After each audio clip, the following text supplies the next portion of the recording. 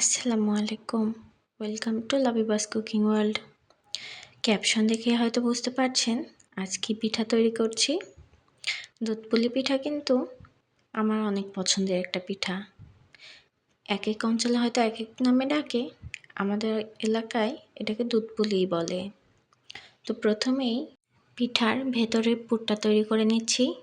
আমি এখানে কড়াইয়ে নারকেল, তার মধ্যে খেজুরের গুড় দিয়ে এই গুড়টা গলে আসা পর্যন্ত এটাকে খুব ভালো করে একটু ভেজে নিচ্ছি।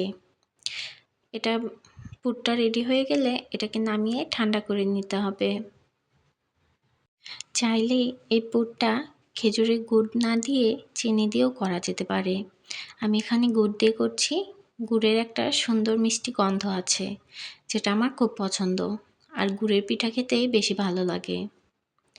এরপর ডো তৈরি করার জন্য পাতিলে পর্যাপ্ত পরিমাণ পানি দিয়ে তাতে কিছুটা লবণ দিয়ে পানিটা যখন ফুটে আসবে, এই সময় চালের আটা দিয়ে এটাকে একটা ডো তৈরি করে নিতে হবে। ঠিক যেমন আমরা চালের আটার রুটি খাই সেরকমই একটা ডো হবে। এরপর আটাটা নিয়ে খুব ভালো করে একটু মোটা সাইজের একটা রুটি তৈরি করে নেব। আর একটা ছোট কোটার মুখ দিয়ে এটাকে ছোট ছোট করে কেটে নিয়েছি। চাইলে এটা কুকি কাটার দিয়েও করা যেতে পারে। এরপর পিঠা তৈরির পালা।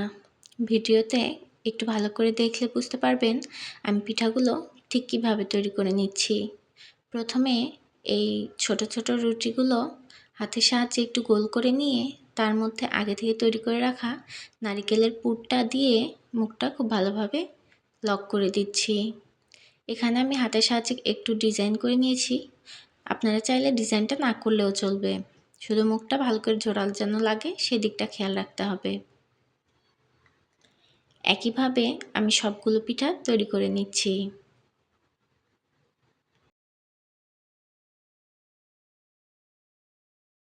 সবগুলো পিঠা তৈরি হয়ে গেলে এখানে আমি কড়াইয়ে দুধ নিয়ে তাতে কিছুটা পানি দিয়ে এই দুধটাকে খুব ভালো করে ফুটিয়ে নিতে হবে।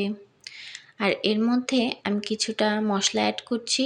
3টে সাদা এলাচ, বড় এক টুকরো দালচিনি ভেঙে ছোট করে 3 টুকরো করে দিয়েছি, আর 2টো তেজপাতা দিয়ে এই দুধটাকে ঘন করে জাল দিয়ে নিতে হবে। এরপর আলাদা একটা পাতিলে কিছুটা গুড় পানি দিয়ে গুলিয়ে রেখেছিলাম, সেটা কড়াইয়ে দিয়ে খুব ভালো করে ফুটিয়ে নিয়েছি।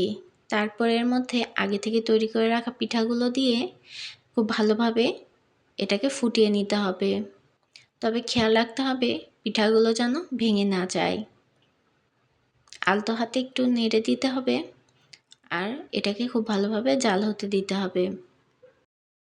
খেজুরের রসের সঙ্গে এই পিঠাটা খুব ভালোভাবে যখন জাল হয়ে যাবে, এটাকে সেদ্ধ হওয়ার পর আমি বড় একটা পাত্রে এটাকে নামিয়ে নিচ্ছি।